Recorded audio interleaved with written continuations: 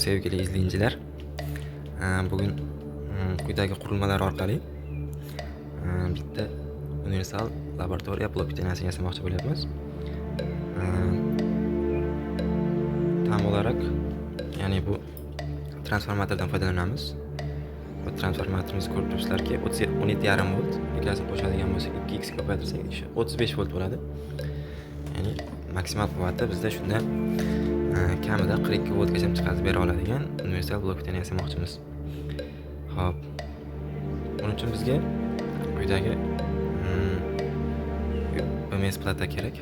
Ya'ni XL4016 degan DC ya'ni buning vazifasi nima bo'lyapti?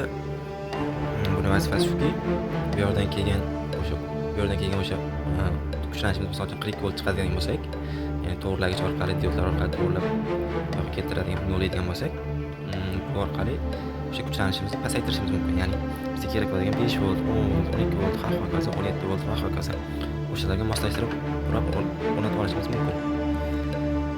Bilamizki bu past kuchlanishlarda qizib ketishi mumkin. O'shaning uchun bunga maxsus ravishda quyidagi fenimiz, ya'ni kullerimizni ishlatamiz. Bu esa shu o'zimiz bilgan sifrovoy voltmetr, ampermetr. Ya'ni sifrovoy voltmetr, ampermetr. Ya'ni bizda chiqishda qancha kuchlanish bo'lyapti, qancha nima bo'lyapti, o'shani ko'rib turish uchun. Kuzatinglar, oxiri qanday qurilmaga duch kelamiz, bir ko'rasizlar, baho berasizlar. Mehnatimizga ish jarayoni ham batafsil tushuntirishga harakat qilaman. Buni narxlariga to'xtalib o'tadigan bo'lsak, mana bu mes platamiz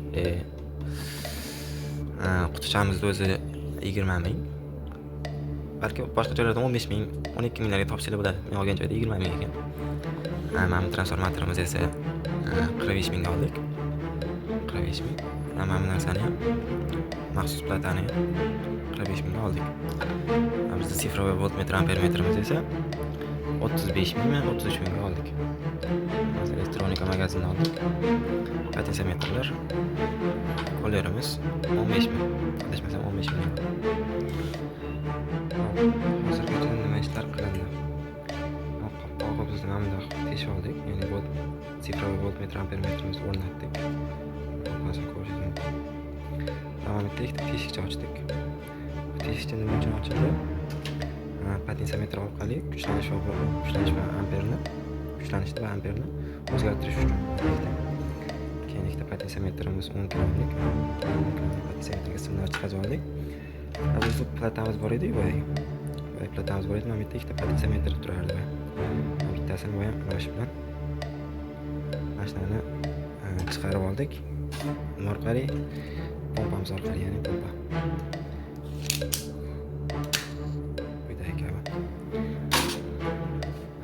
Shularni chiqarib oldik.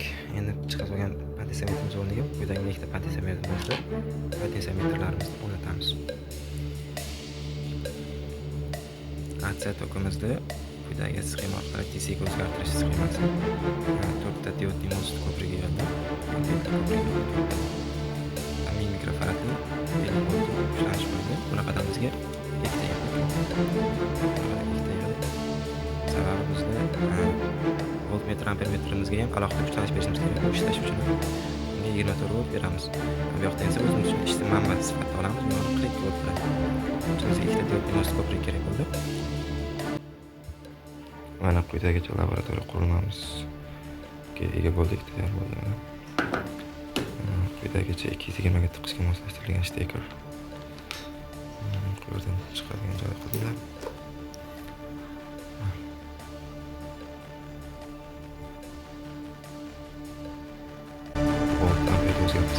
Chiqish kuchlanishi. Hadi ko'chatlarimiz bor mana. Zo'r bir shaklda